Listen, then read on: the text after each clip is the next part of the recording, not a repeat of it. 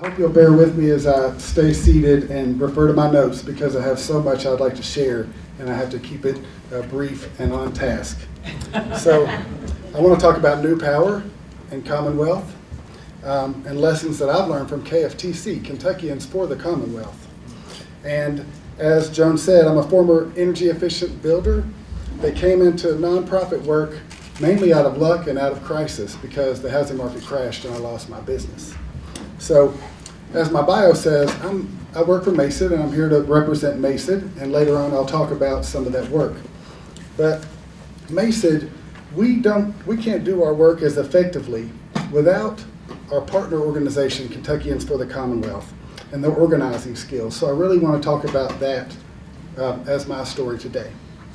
And any discussion of Kentuckians for the Commonwealth really must start with the place. And so I want to tell you about Kentucky, specifically my Kentucky. And so y'all already know a lot about Kentucky, I'm sure.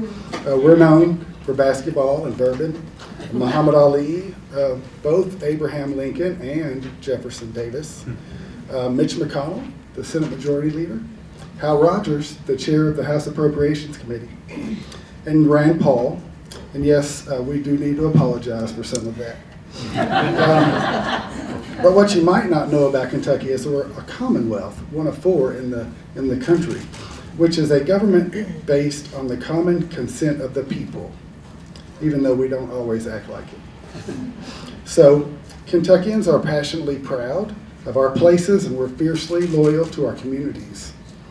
And we have helped power the nation both during and after the Industrial Revolution. But unfortunately, the billions of dollars in extracted resources, they did not bring us widespread prosperity. The Harlan County, Kentucky has sent more coal out of that county than any county in the nation, and it's still one of the most impoverished counties in the country.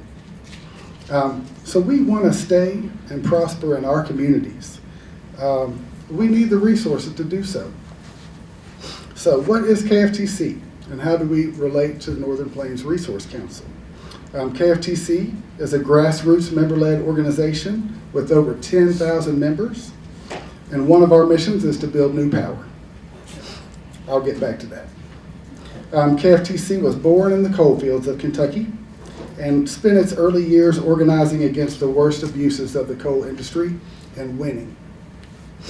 Over a decade ago, much like APN, KFTC shifted to a more vision-led and aspirational approach to inspire changes that our members can fight for, in addition to the things we were fighting against. And so I see Northern Plains Resource Council as, clearly analogous to our KFTC, as represented by this event here. And the story of how KFTC empowers me and so many others, we are shifting the dialogue about economic development in Kentucky. And that's a conversation that I think needs to happen in a lot of places. And I don't want to speak for Montana, but I'm guessing you all might agree that it needs to happen here as well. And so I want to talk about a little bit about my personal story, about how KFTC helped me and changed me. Because I used to feel like a lone wolf out there in a red state, banging my head against a brick wall. I didn't feel connected to folks that thought like me, and I didn't know enough of them. And, I had a blog that was really snarky and full of sarcasm. And, I was kind of preaching to the choir, and some other progressive blogs, were hearing me and some few people in Kentucky, but I didn't really know how to use my voice in a more effective way.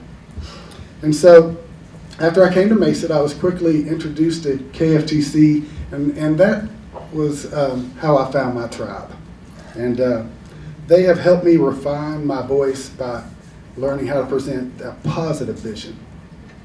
And I appreciate that very much. So an example of this is when I went to Frankfurt for the first time to lobby for the Clean Energy Opportunity Act, which is a renewable and efficiency portfolio standard, similar to what MIA has in California. Unfortunately, it's never gotten out of committee. But I went there with zero experience, and I was able to sign up 3 new co-sponsors for that act because I had learned through KFTC how to use my voice effectively. So that's led to lots of presentations and testimony. I've testified to Frankfurt.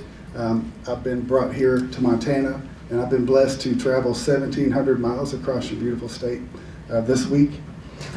And I'm even going to get to go to Germany in November, all because I learned how to use that voice. And so, I want to give you all some examples from KFTC history, and I had a list that was too long to share, so I'm choosing to share the examples that I have personally experienced with. And so, I want to encourage y'all to ask me about more of these examples as well later. But my introduction and epiphany was at a conference very much like this, called Appalachia's Bright Future in Harlan County. ABF was a conference that was organized by KFTC. And what we were doing was asking folks in Eastern Kentucky, what do we want for our communities? What do we want in Eastern Kentucky? What is the vision that we have for our place? And so, I was so inspired by the work there and the enthusiasm there and the stories that were there. But what I didn't expect was that led directly to a more establishment process, a more establishment conference that was set up by our former governor, a Democrat, Beshear, and Hal Rogers, the chair of the Appropriations Committee and a Republican. And that SOAR, Shaping Our Appalachian Region, kind of co-opted some of the stuff that KFTC had done at Appalachia's Bright Future. What I found that I was really surprised by was that people wanted to learn about health in these communities, especially in how those health concerns relate to mountaintop removal and coal-fired power plants. I don't think that folks that organized SOAR expected that can of worms to be opened. And the lesson I took from those two things is people really want and appreciate to be asked their opinions and the power of the question, especially the right question. So I want to share that even flawed processes like SOAR, which is not democratic and inclusive, it's a lot of the same old good old boy network, but even those flawed processes can create real change, especially if they start with good questions. But again, maybe those changes might not be the ones that the organizers had in mind. So this process, ABF, Appalachia's Bright Future, and SOAR, Shaping Our Appalachian Region, have led directly to a very important conversations about what we call a just transition from the fossil fuel-based mono-economy of Eastern Kentucky toward things like local foods, farmers markets, industrial hemp, arts and culture, and my favorite, clean energy.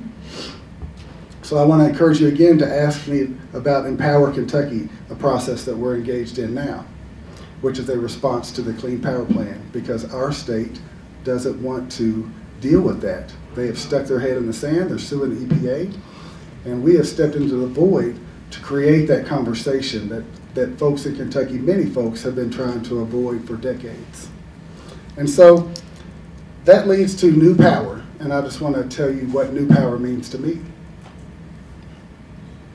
It's about my voice.